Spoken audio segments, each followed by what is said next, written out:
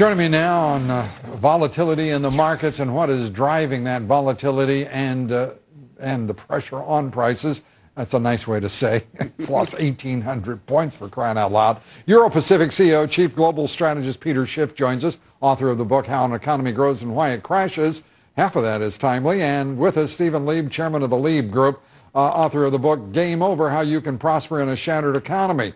Unfortunately, both of you have selected very relevant titles. Let me start with you, Steve, very quickly.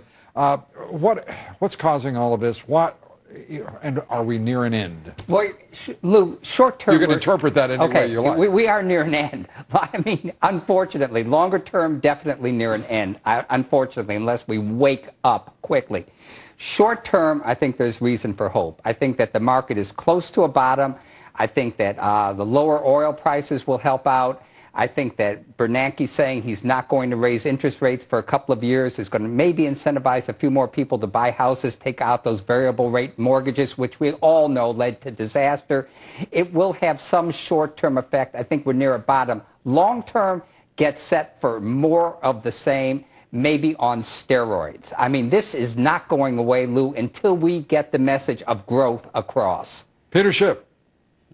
Well, I think what we're experiencing right now, Lou, is the hangover from the last round of monetary stimulus. Unfortunately, rather than learning from its past mistakes, the Fed is repeating them. They're going to keep interest rates at zero. And the biggest problem facing the U.S. economy is that rates are too low. Low interest rates or 0% interest rates is causing severe structural imbalances in our economy. Resources, land, labor, and capital are misallocated. The market needs to reallocate them where they need to be, but the Fed won't let that happen because the reallocation is going to be a painful process. And the politicians have no stomach for the pain. So, rather than letting the economy check into rehab, they're shooting it up with more drugs, and we're going to overdose. All right, Lou Lehrman, in talking with him earlier in this broadcast, analyzing what is happening in the international banking system as well as what is happening in these markets, he is saying we have got to be sufficiently mature to return to over time the gold standard, stabilize. We're already doing it. The markets are taking care of that, Lou. Gold is right now the de facto reserve currency. The dollar's not. The euro's certainly not. Gold is, the markets have already taken care of it. Gold at $1,800? Come on. Well, that is now the reserve currency in the world today.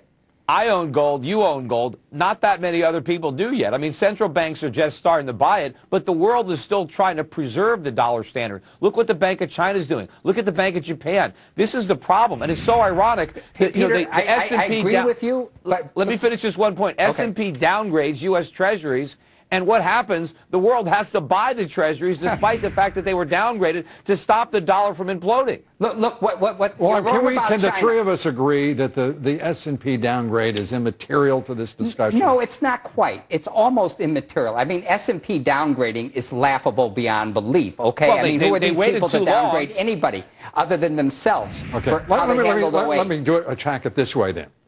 Do you think that if S&P had not downgraded U.S. debt, that we would have seen any difference in the way... Ultimately not, but it was a sharp reminder that the dollar is not, the dollar is not a reserve currency now, Lou. Gold is... It doesn't deserve to be, but it's still, people are still hoarding it. Look at the Bank of Japan. They bought $50 billion in one day last week, and they're threatening to buy more. The purchases of dollars right now are let me bring this down to something, because the people listening to you are fascinated by gold as bullion and investment. Terrific.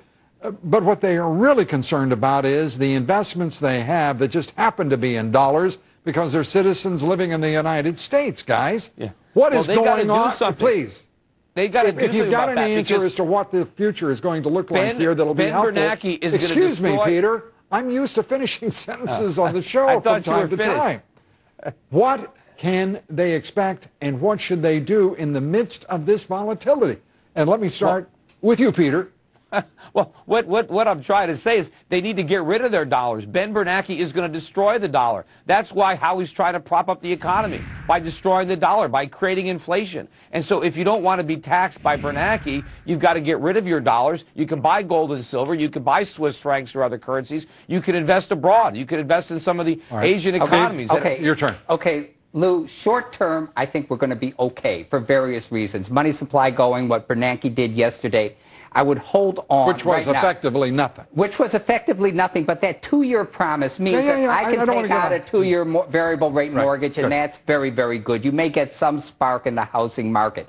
Long term, I think you should probably consider, A, moving to Canada unless our Congress wakes up. We need a serious discussion on growth in this country. Yeah. There are a lot of industries that we can create. Really? We've got We need- continental resources out there in the back of shale. I'm going to end it there because I you finally agree with agreed Stephen Lee. I totally agree. You both agree with me then. I totally I'm happy. agree. I'm happy. I've got We need a Peter- serious discussion on growth. Steve, I don't agree we're with gonna how have- Peter wants it to happen. Come on, guys. I just got you to agree. We need now you're more going growth, off on but your we own don't. again. But Gentlemen, we are. are 90%. I've got to say thank you. We don't want to stimulate housing. Peter Schiff, thanks for being with Stephen Lee. You guys are a handful. Thanks so much. Still ahead, the A-team. The union's losing big again in Wisconsin. We'll be talking with the state Senate Majority Leader about a very important victory, not just in Wisconsin,